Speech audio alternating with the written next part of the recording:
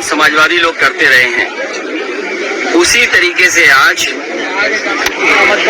जयप्रकाश जी को संपूर्ण क्रांति के नायक के जन नायक नेता के लिए हर वर्ष हम लोग आज की तारीख में आते थे। और ये कोई पहली बार नहीं है कि इस जेपी समाजवाद म्यूजियम में हम लोग माल्यार्पण करने पहली बार आ रहे हों, लेकिन पता नहीं सरकार टीन की शेड लगा करके, टीने लगा करके, दरवाजा बंद कर करके, ताला लगा करके पता नहीं क्या बताना चाहती थी। ये वही जेपी है जिन्होंने संपूर्ण क्रांति का नारा दिया था, और वो इसलिए दिया था कि उन परिस्थितियों में उस समय पर चरम सीमा पर महंगाई थी, चरम सीमा पर बेरोजगारी थी, चरम सीमा पर भ्रष्टाचार था, और न जाने कितना उनके साथ देश के समाजवादी नेताओं को जेल जाना पड़ा, इमरजेंसी लगी।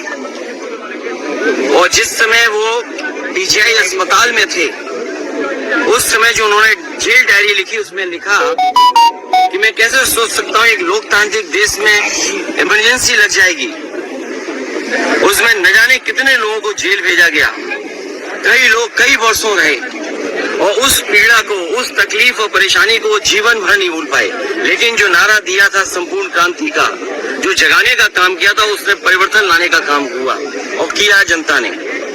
जनता की शक्ति के सामने सरकार की शक्ति का कुछ असर नहीं है। मुझे दुख इस बात का है कि पुलिस लगा करके यहाँ रोक रहे हैं, अधिकारी इस बात के लिए तैयार नहीं है कि किससे पूछ रहे हैं। तो कम से कम ये देश की और प्रदेश की जनता जाने और लोग जाने आखिरकार कौन रोक रहा है, कौन रोक रहा था।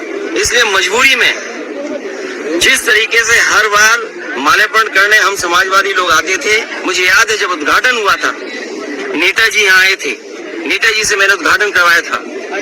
एकमात्र देश में समाजवादी नेता के लिए एक ऐसा म्यूजियम बना जिसमें उसके जीवन के बारे में लोग प्रेरणा ले सकते हैं। जो आंदोलन उन्होंने चलाए थाली बजा करके, वो उससे प्रेरणा ले सकते हैं कि सरकार के खिलाफ और लोकतंत्र में कैसे आवाज उठाई जा सकती है। आप आवाज दबाने का काम कर रहे हैं उन समाजवादियों को, आने वाली पीढ़ी को, जो देश के लिए कुछ करना चाहते हैं, सपना देखा है उन्होंने। ये वही म्यूजियम है जो पूरे उनके जीवन के बारे में बताता है, उसको बंद कर रहे हैं। अपनी कौन सी नाकामी छिपा रहे हैं, अपनी कौन सी ऐसी चीज छिपा रहे हैं जिससे जनता को नहीं आने देते।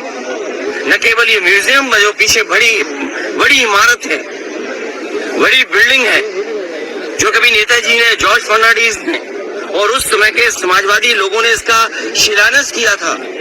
एक सरकार आई जिसने काम नहीं होने दिया, उसके बाद समाजवादी सरकार ने, पिछली सरकार ने इसको शुरू किया, और न केवल भारत में बल्कि अगर ये बिल्डिंग बनकर के तैयार हो जाती तो दुनिया में एक पहचान बनती इस बिल्डिंग की कि हाँ, जेपी के नाम पर, जिसने इतने बड़े देश के लोकतंत्र को बचाने का काम किया, लोगों को जागरूक किया और एक आवाज दी उन्होंने। और मुझे लगता है कि देश की जनता को एक बार फिर इस सरकार की ताकत के खिलाफ लड़ना होगा, और बिना जनता की शक्ति के लोकतंत्र, समाजवाद और सेकुलरिज्म बचने वाला नहीं।